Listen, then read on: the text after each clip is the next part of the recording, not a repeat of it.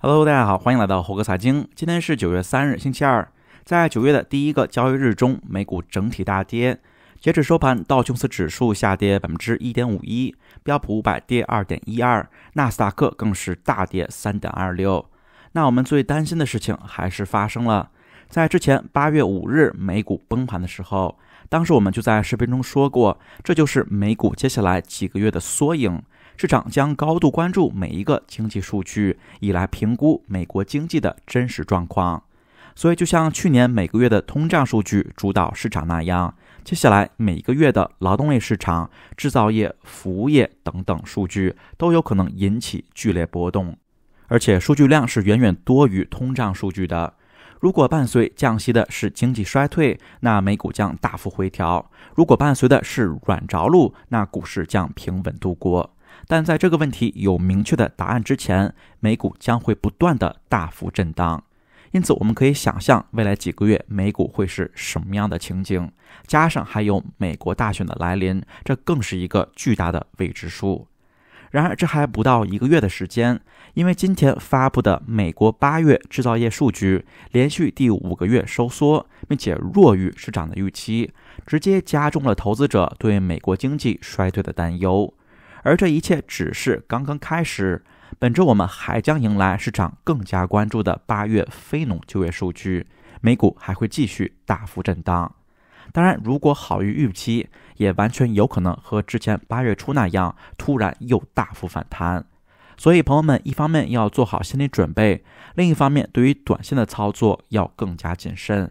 试图预测未来几个月、几周美股的短线走势，几乎和赌博是没有什么区别的。那今天 ISM 协会发布的制造业采购经理月度调查显示，只有 47.2% 的受访者认为8月有经济扩张，而通常低于 50% 被视为经济收缩，大于50% 为经济扩张。虽然这略高于7月份的 46.8%， 但低于市场预期的 47.9%。 ISM 协会 Timothy 表示，尽管美国制造业活动仍处于收缩区域，但和上个月相比，收缩速度较慢。不过需求持续疲软，产出下降，投入保持宽松。他还提到，由于当前的联邦货币政策和选举的不确定性，企业表现出不愿意投资资本和库存的情况，因此需求仍然低迷。而8月制造业出现了广泛的收缩，所有的重要指标，包括新订单、生产和就业指数，全部出现下降。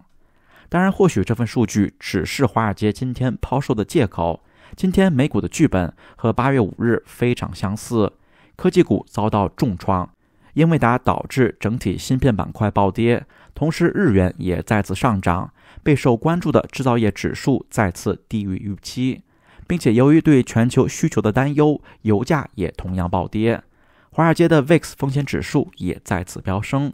同时美国国债收益率暴跌，与其来说是某一个事件导致的崩盘。这一切更能够反映出机构投资者是因为一系列的不确定因素进行的去风险操作，从而引发了恐慌性抛售。我们知道今天是暑期的正式结束，很多基金经理也都结束了休假，回到了岗位上，所以他们都会在这个时候适当的重新调整整体的仓位。总之是很多因素结合在一起导致的崩盘。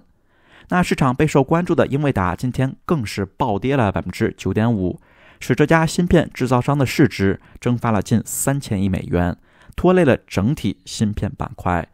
当然，在今天的收盘之前，英伟达公司本身没有什么基本面坏消息，只是当股市整体回调时，热钱最多的股票必然就会跌得最多，而英伟达现在就是热中之热。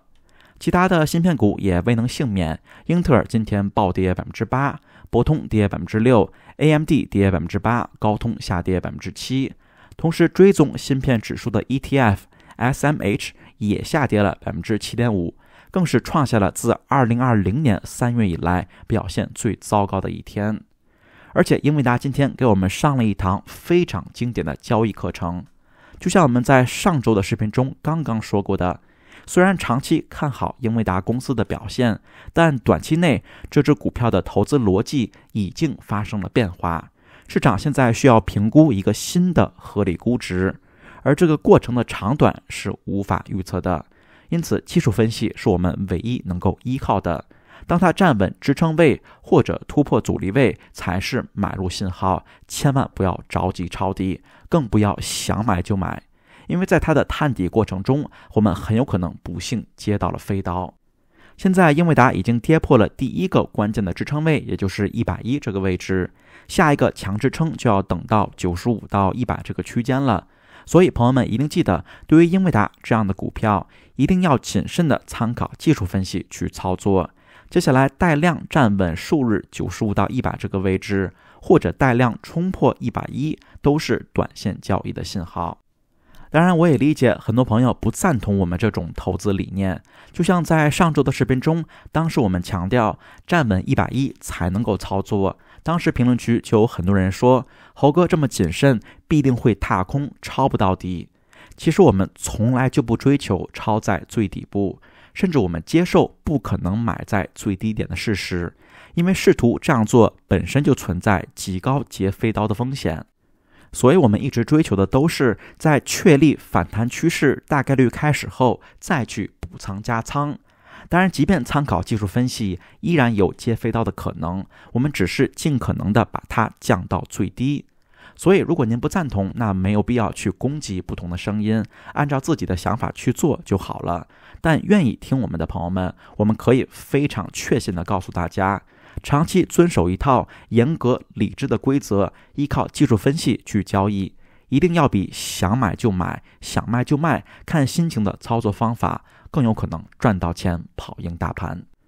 而且在今天的盘后，英伟达的情况变得更加复杂，导致它盘后继续小幅下跌。据彭博社报道，美国司法部已经向英伟达和其他几家公司发出传票，他们正在调查英伟达违反反垄断法的证据。据知情人士透露，司法部此前已经向英伟达发放了调查问卷，现在调查升级，发送了具有法律约束力的调查要求，这使得联邦政府距离正式起诉又近了一步。目前美国的反垄断官员担心，英伟达正在加大客户转向其他供应商的难度，并且对那些不独家使用英伟达芯片的公司进行惩罚。彭博社此前在6月份就报道称，作为该调查的一部分，司法部一直在联系其他的大科技公司收集信息和证据。英伟达目前的大客户主要都是云公司和互联网巨头，包括微软、Alphabet、Meta、亚马逊和特斯拉等等。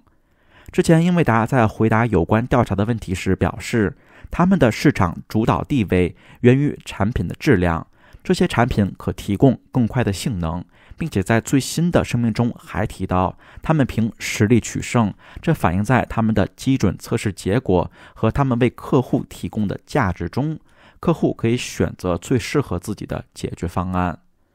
总而言之，现在这个调查最终是否会发展到正式的起诉，并且最终是否会有巨额罚款，现在都是不可预知的。但有一点可以确定的就是，它会进一步加剧英伟达的波动。所以即便我们长期看好英伟达，现在短线的操作也要非常的谨慎，尤其是任何加仓一定要参考技术分析，然后分批次的买入。因为再强的支撑位，如果突然英伟达收到天价罚单，那跌穿都是分分钟的事情。我们手中一定要保留足够的子弹。那接下来随着9月份的开始，从历史规律来看，9月都是标普500指数平均表现最差的月份，这更是让美股9月份的走势变得更加复杂。当然，这并不代表我们现在需要完全清仓跑路，因为历史规律也能告诉我们，9月份大多数都是季节性的回调。当然，9月份表现不好背后有众多的原因，但对于今年而言，有3个风险是我们要重点关注的。那第一个风险就是在接下来的2个月中，有一个重要的利好因素将从股市中消失，那就是各大企业股票回购的结束。就像我们之前讲过的那样，自2000年以来，企业的股票回购几乎占据了股市净股权购买量的100%。所以换句话来说，如果没有这些企业的股票回购，标普500很有可能涨不到现在的位置。然而短线来看，股票回购将变成一个风险，就像我们在图中看到的这样，我们已经过了股票回购的高峰期。当然，严格来说，股票回购减少本身并不是一个看跌指标，因为它并不改变任何公司的基本面。但是随着股票回购数量的下降，尤其是那些进行大量回购的股票，随着对其股票的需求减少，供需关系的变化必定会导致短线承压。而这种规律也是可以预测的，因为它与公司的财报直接相关，背后有3个原因。大多数企业会在财报前1个月左右禁止股票回购，以来避免内幕交易问题。企业的部分员工会在财报发布之前就提前知道业绩的好坏，所以避免他们利用这些消息提前交易，公司通常会提前关闭自家股票的买入窗口。而第2个原因是投资者的看法。如果一家企业在财报前购入自家股票，这会令投资者怀疑，导致波动加剧。最后就是监管问题。虽然美国的 SEC 没有限制财报前的股票回购活动，但大多数企业为了避免不必要的麻烦，会选择更加严格的自我约束。所以就像图中所看到的，从9月5日开始，各大企业的股票回购窗口将开始逐渐关闭，直到10月初、10月中旬左右，股票回购将完全消失。而且下面这张图我们能够清楚看到，蓝色部分也就是股票回购的交易量，几乎和标普500的走势完全吻合，所以它对市场的影响是毋庸置疑的。因此这也正是历史上9月份股市会表现较差的原因之一。接下来更加重要的一个风险就是美国大选，尤其是历史规律显示，大选年中的9月份波动要更大。美国大选将给股市带来很多的不确定性。现在美国的民调显示，2位候选人哈里斯和特朗普非常接近。之前特朗普高于哈里斯，但最近哈里斯又有反超的趋势，所以这会是一个巨大的未知数。投资者在选举年通常都会变得更加谨慎，尤其是当竞选非常激烈的时候，就像今年这样，因为市场会担心潜在的政策变化会影响税收、法规和政府支出，而不确定性会增加市场的波动性。这时候很多投资者就会转向更安全的资产，比如黄金这样的避险资产，而资金的流失就会导致股市出现短暂的季节性回调。之后随着我们距离大选越来越近，2位候选人的政策也更加明朗，对一些行业和个股的影响会更加明显。现在哈里斯和特朗普在财政政策、监管和国际贸易方面都采取了截然不同的做法，所以接下来随着民调不断的变化，以及他们的政策越来越清晰，市场也会去为不同的行业去 price in 不同政策的影响。因此我们可以想象，不仅是整体大盘、板块和个股的震荡也会变得越来越激烈。最后一个今年9月份的风险就是经济数据的发布，而且由于市场现在在评估经济衰退的可能性，每一份数据更会在放大镜之下，因为市场希望能够尽快的知道美国经济是否会进入衰退，还是能够平稳度过，实现软着陆。而9月和10月份通常都是经济数据发布的关键月份，特别是今年美联储预计会在9月份开始降息。在最新的 CME 数据中，我们已经能够清楚地看到9月份降息已经是100%板上钉钉的事情。目前降息25个基点的概率为 62%， 降50个基点的概率也高达 38%， 并且市场预计到今年年底，利率大概率会降至 4.25 到 4.5 的区间，这个概率也高达 95%， 甚至还有降至4至 4.25 区间的概率。所以现在市场认为到今年年底，美联储至少会降息4次25个基点。那也欢迎朋友们在评论区讨论，您认为美联储是否会完成这样的操作？当然现在都是一个未知数，最终是否会这样去做，还是要取决于经济数据的好坏。此外，接下来还有大量就业数据、制造业、服务业、住房、通胀等多个关键指标，每一个数据都有可能给市场造成剧烈的波动，甚至很多时候只是华尔街抄底或者抛售的借口而已。所以就像我们开始所说的，我们唯一确定的就是未来几个月中市场的波动会更快更多。今天是美股9月份第一个交易日，而今天的交易就让我们再次看到了未来几个月美股的缩影。那了解以上这些潜在的风险，可以帮助我们应对波动性的上升，特别是在今年这种选举年中。当然，就像我们在视频开始所说的，在现在这样的环境中，试图去 time the market， 也就是预测美股短线的走势，会更加的困难，几乎和赌博是一样的。所以我们建议大家要保持风险管理，对那些大量获利的股票进行适当的止盈，并且手中保留现金，等待时机出现，抄底那些我们长期看好的股票。